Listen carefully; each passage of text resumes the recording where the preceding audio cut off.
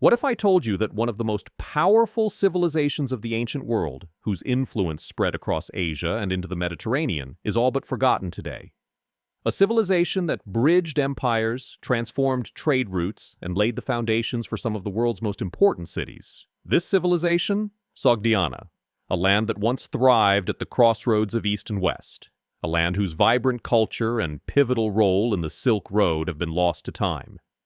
Join me as we delve deep into the story of Sogdiana, its people, their art, their rise to power, and their eventual disappearance from the annals of history, a story full of intrigue, breathtaking achievements, and the remnants of a world that helped shape the global economy of its time. Sogdiana, today located primarily in eastern Uzbekistan, northern Tajikistan, and southern Kyrgyzstan, was once the heartbeat of the ancient Silk Road. Its inhabitants, the Sogdians, were not only exceptional merchants, but also guardians of a rich cosmopolitan culture that spanned continents. Their region, nestled between the Amudarya and Surdarya rivers, was blessed with fertile lands and strategically positioned at the junction of some of the world's greatest empires. But the story of Sogdiana is not just about its strategic importance. It's about a civilization whose legacy was shaped by constant cultural exchange, trade, and an unyielding spirit of independence. Sogdiana's story begins in an area rich with natural beauty and resources, between the mighty Amu Darya, the Oxus River, and the Sur Darya, the Jaxartes River. This land has been a meeting point for countless civilizations for millennia.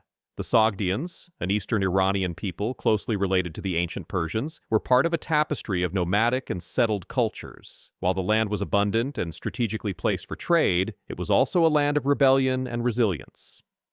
The Sogdians were often seen as unruly by their Persian neighbors, who viewed them with a mixture of admiration and disdain.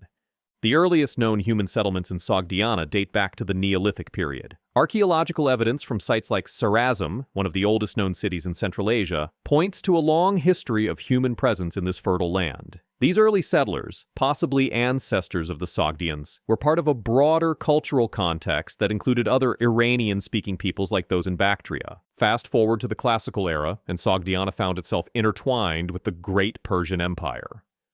In the 6th century BCE, the Achaemenid Empire, under the rule of Cyrus the Great, incorporated Sogdiana into its vast domain. Sogdiana became a satrapy, or province, of the Achaemenids, but it was far from peaceful. The Sogdians, with their independent spirit, often resisted Persian rule, earning a reputation as rebellious and fiercely autonomous. Despite this, the Sogdians contributed troops to the Persian military, even aiding in Xerxes' invasion of Greece.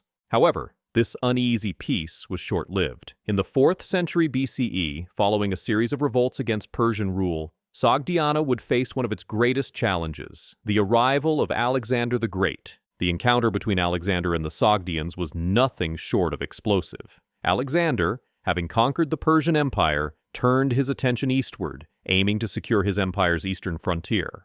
As he marched through Sogdiana, he faced fierce resistance from local rulers like Spitamenes, whose guerrilla tactics inflicted significant casualties on Alexander's army. One of the most famous events during this period was the Siege of the Sogdian Rock, a battle where Alexander's forces were initially repelled by Sogdian warriors. But the turning point came when Alexander captured Roshanak, the daughter of the Sogdian noble Oxyartes, and made her his wife.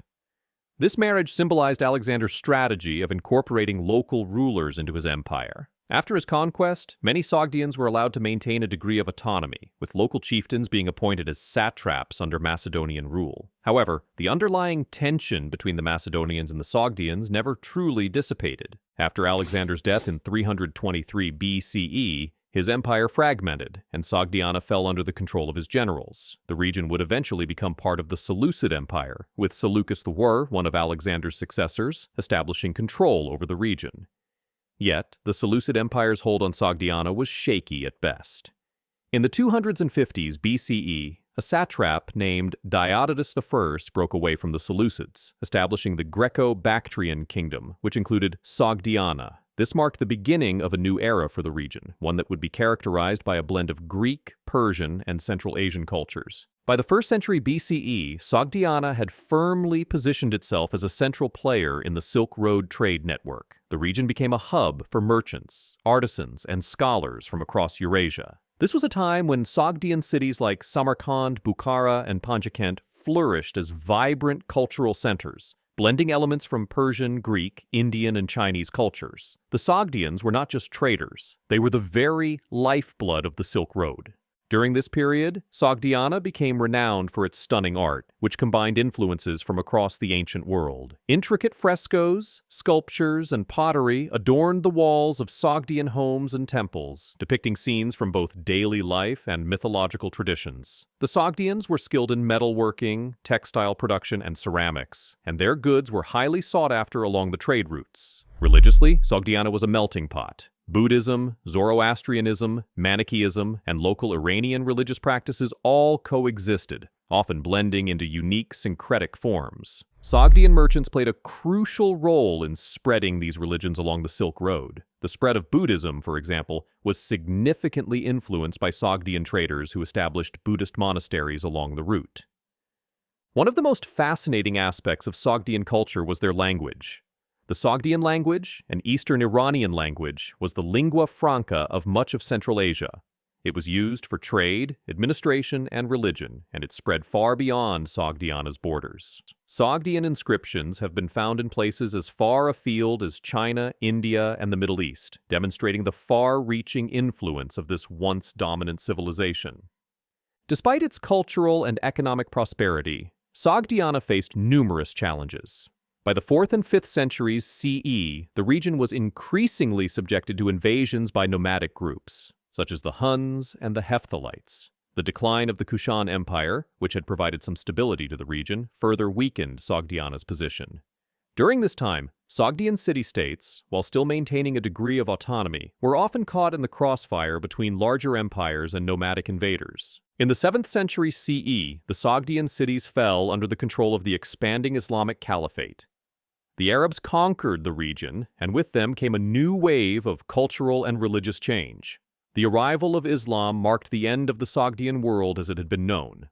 Although the Sogdians themselves were eventually absorbed into the Islamic world, their legacy lived on in the form of their art, architecture, and the continued importance of their trade networks. The Sogdians may have faded from the historical spotlight, but their impact on the Silk Road and world history is undeniable. As traders, diplomats, and cultural ambassadors, they connected the great civilizations of China, India, Persia, and the Mediterranean.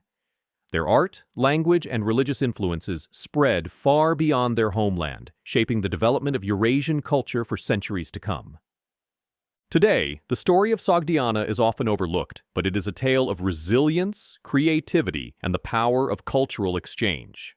The once thriving cities of Samarkand, Bukhara, and Panjakent, now UNESCO World Heritage Sites, stand as testaments to a civilization that played a pivotal role in the history of the Silk Road. And as we uncover more about the Sogdians, we begin to appreciate just how much they contributed to the rich tapestry of human history. So, the next time you think of the Silk Road, remember the Sogdians, the forgotten civilization that made it all possible.